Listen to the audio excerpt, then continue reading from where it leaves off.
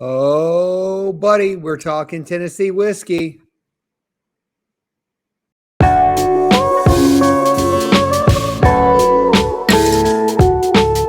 Travis, we went somewhere and we got something. On a whim.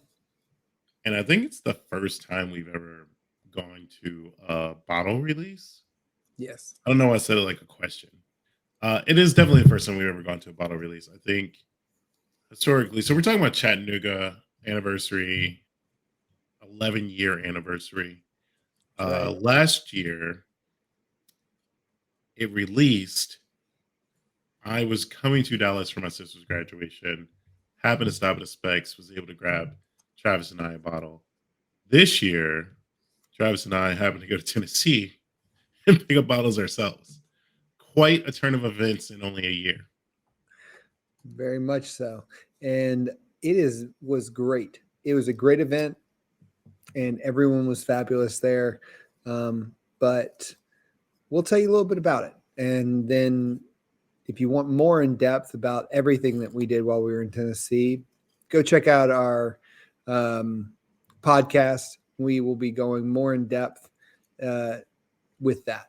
So, Tell you about our little road trip to Georgia. yeah. God, we won't. Let's not get into that yet. So, this is an interesting release. So last year they did the Founders Edition 10, and it was one of Garrett and I's favorite bottles of 2022.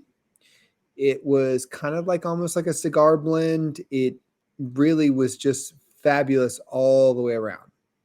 Mm-hmm. And so we said, you know what?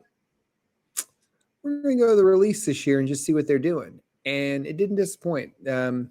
This year they had 3 different blends that went into this from Solera barrels. So it was an 1816, keep me honest with this, a 91 Solera barrel, and then the Infinity barrel.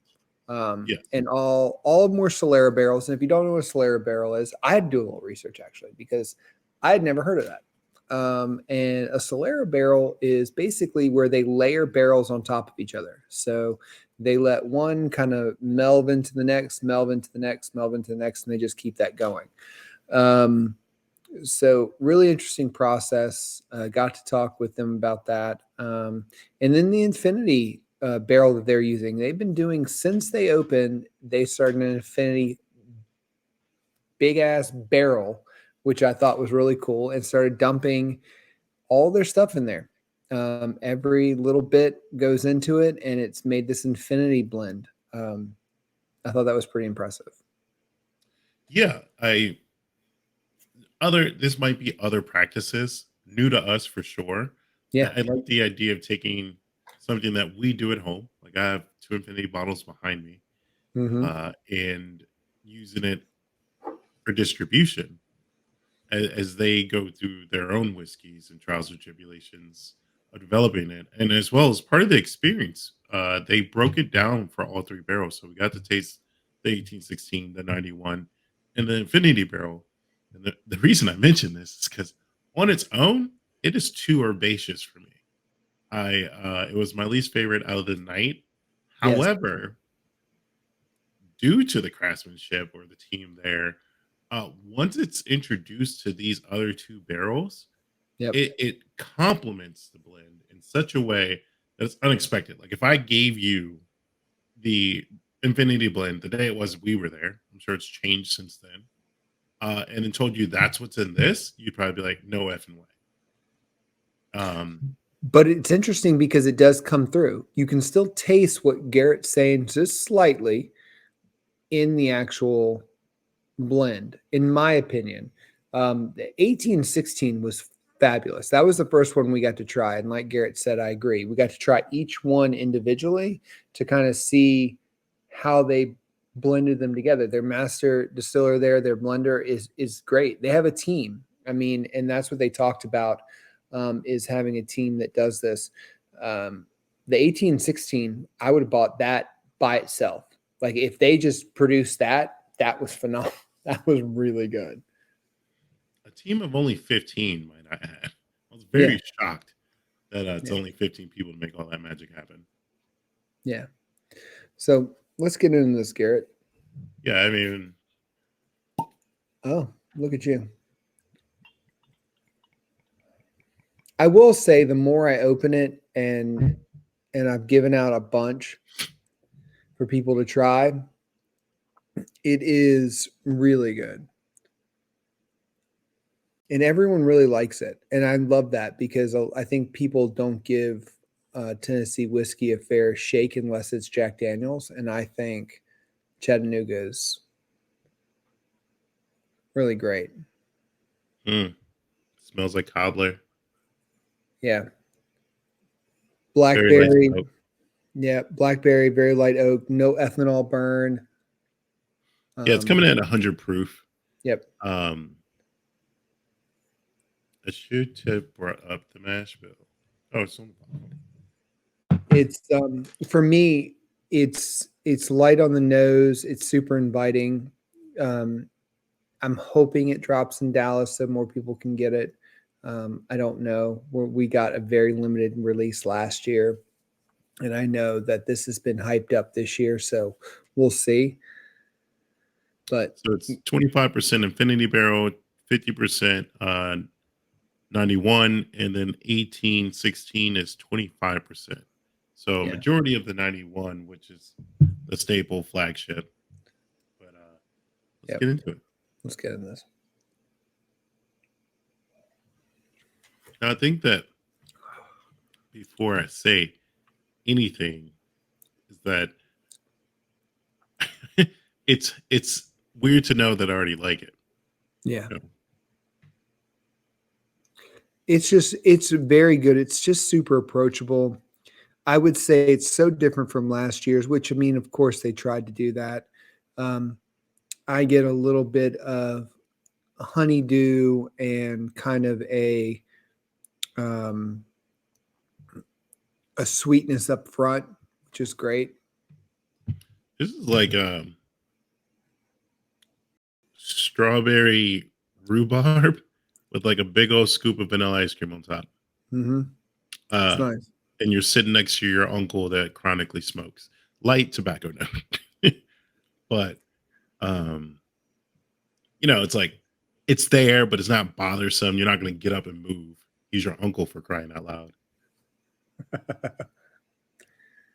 No, I mean, I will say it's one of those ones that if you like something a little spicy on the back end, it'll give you that. It will. It'll give you that little bit of spice on the back end.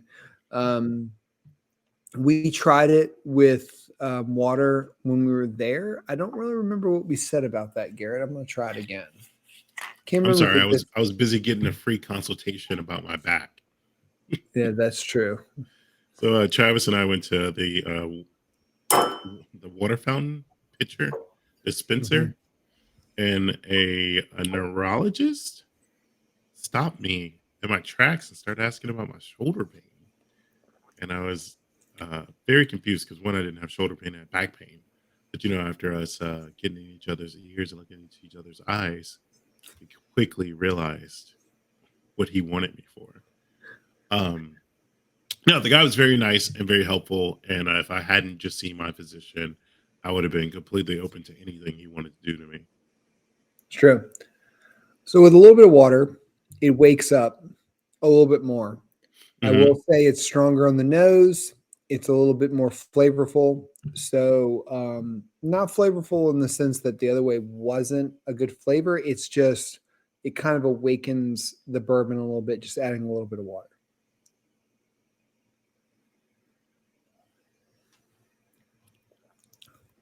See, and I believe this is what happened last time too. It's when I had the water, that's when the medicinal herb situation shines through. Yeah.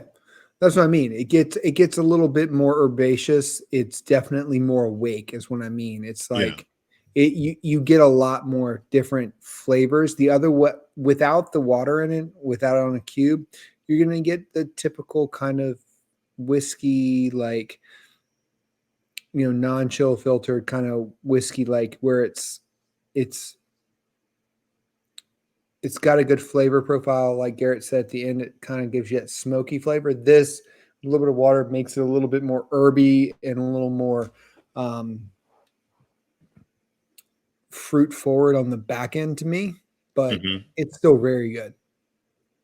Yeah, I mean, there's like I know you're about to ask me Coke rocks. Um, and I'm gonna throw a new fourth in there. I think that this is like the perfect community bottle. I think it's something you could just pass around, maybe at a meetup. People get to try it, comment, experience it, um, and kind of like how it was when we were in Tennessee. Like we're all Yeah. there. We all like whiskey. Dare I say, Yep. love whiskey. And we're all just kind of shimmying around the room, talking about it, sharing with each other. And we're all drinking the same thing. We're all having Hmm. different experiences. So maybe that's why, Tim, you did a good job, sir. Uh, we got to chat with him for a little bit. Yeah. Um, Super nice guy. Super nice guy. Um, I'll raise you one on that. I think this is a good. I think, to be honest with you, this is going to be amazing in a mixed drink. So I think a whiskey sour or a whiskey and ginger. I think this would be amazing. I haven't tried it yet. Maybe that's something I'll do on a short and try that. But I think because of the way this is so complex, and I agree with you, I think it can hold up to a lot of different things. Unlike a lot of bourbon that's just a vanilla caramel note, mhm. this whiskey can handle a lot of different things you want to throw at it. And I think if you get a bottle, try it in different things. I think you'd be surprised. Got But it. anyway, so yeah, I think whether you like it in a Coke on the rocks, neat, share with your friends. Whiskey happens. Happy anniversary, Chattanooga. Yeah. Happy Cheers. anniversary. Cheers.